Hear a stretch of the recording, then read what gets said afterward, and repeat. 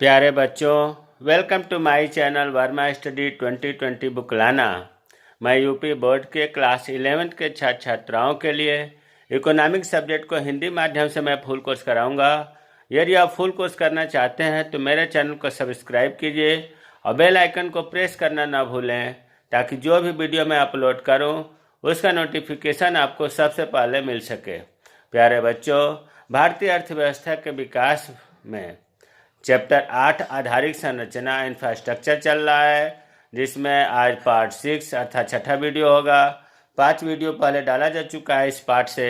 अगर उसे आप नहीं पढ़े हैं तो आई बटन को क्लिक करके उसे देख लें।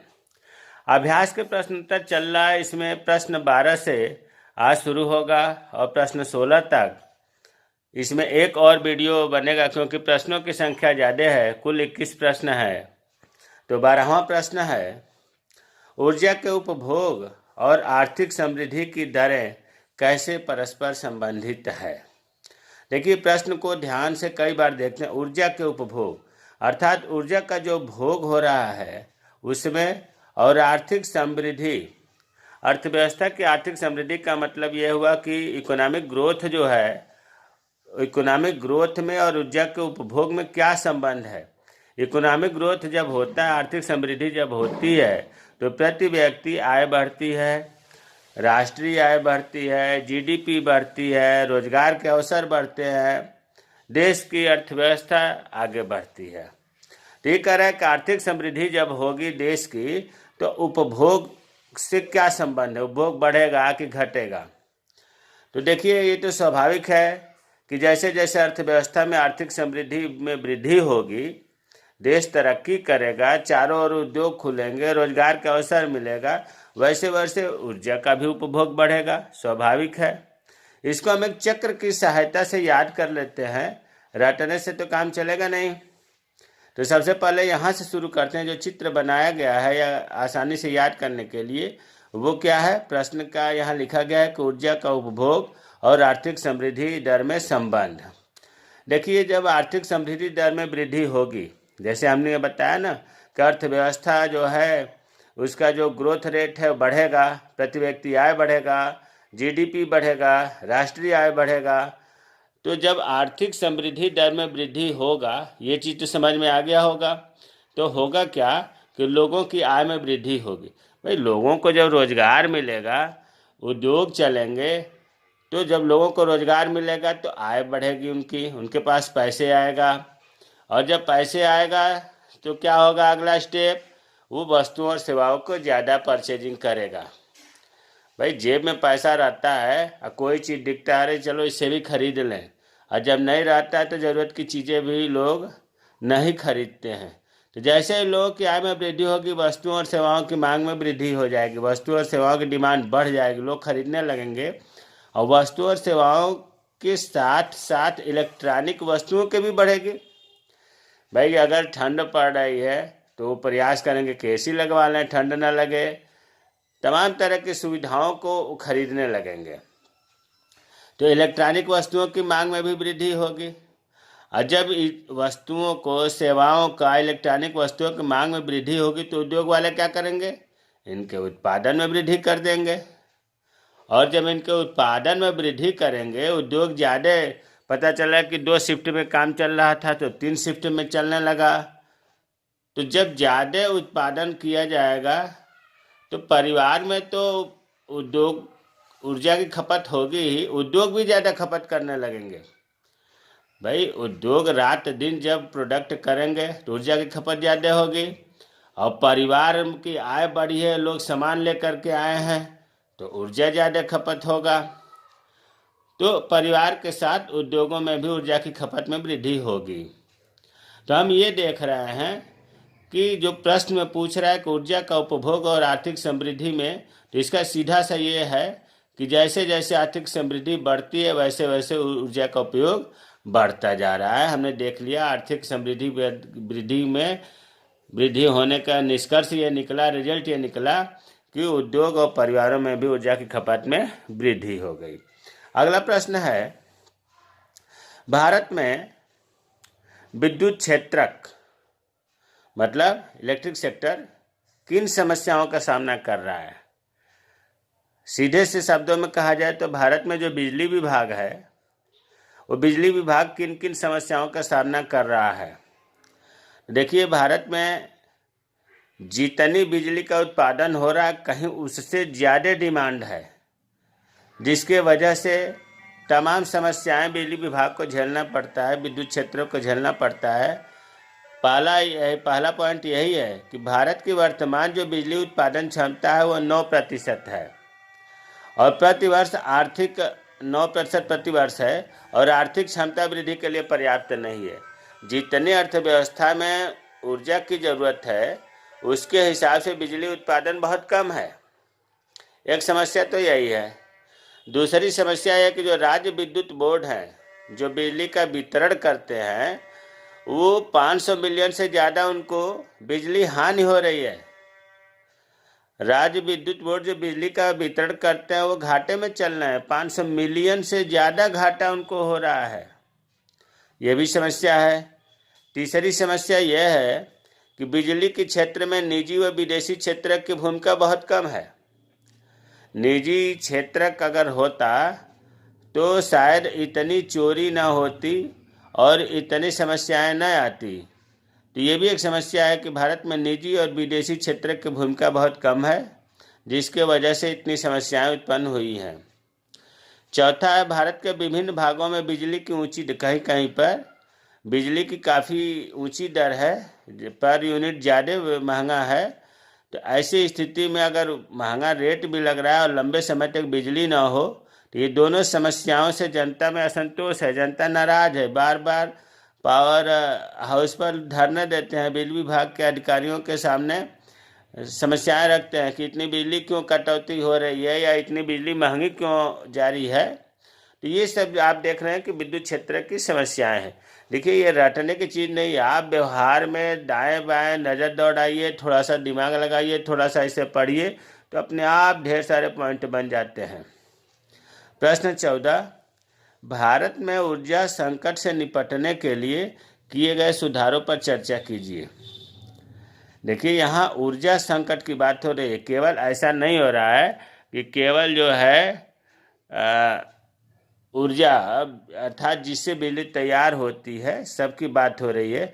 बिजली संकट से निपटने के लिए किए गए सुधारों पर चर्चा कीजिए। इसी प्रश्न को ऐसे भी पूछा जा सकता है कि ऊर्जा संकट से निपटने के लिए सरकार द्वारा किए गए सुधारों पर चर्चा कीजिए। तो देखिए, उत्तर है भारत में निरंतर आर्थिक विकास हो रहा है और जनसंख्या वृद्धि भी हो रही है। जिस देश में या भारत में आर्थिक विकास और जनसंख्या वृद्धि जब होगी तो निश्चित रूप से ऊर्जा की मांग बढ़ेगी और ऊर्जा उत्पन्न उतनी नहीं हो रही है जितनी मांग है। तो क्या होगा? संकट होगा। ऊर्जा का संकट से भारत गुजर रहा है इस समय।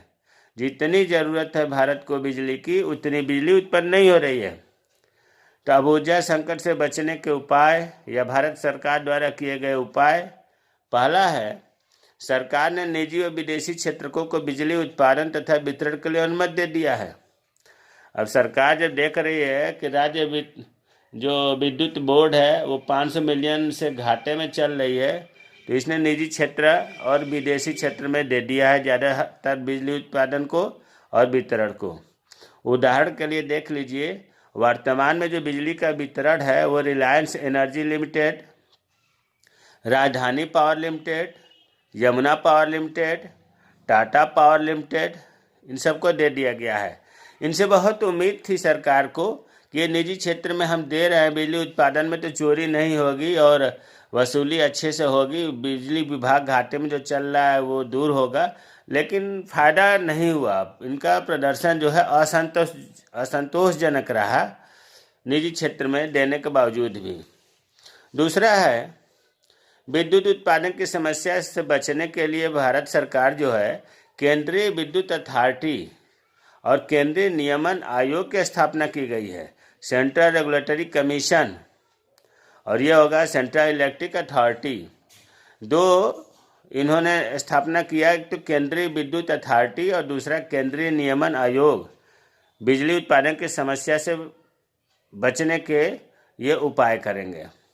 तीसरा है उपाय, सरकार विद्युत वितरण में होने वाली जो हानि है, जो 500 मिलियन, अभी आपने पढ़ा कि 500 मिलियन से ज़्यादा हानि है राज्य विद्युत वितरण बोर्ड को, लाइन लॉस मतलब बिजली से हानि हो रही है, उसको कम करने का प्रयास कर रही है। और सरकार गैर परंपरागत ऊर्जा स्रोतों को, गैर परंपरागत ऊर्जा में क्या क्या आता है, आपको बताया गया है कि ऊर्जा के स्रोत 2 प्रकार के हैं, परंपरागत ऊर्जा, गैर परंपरागत ऊर्जा।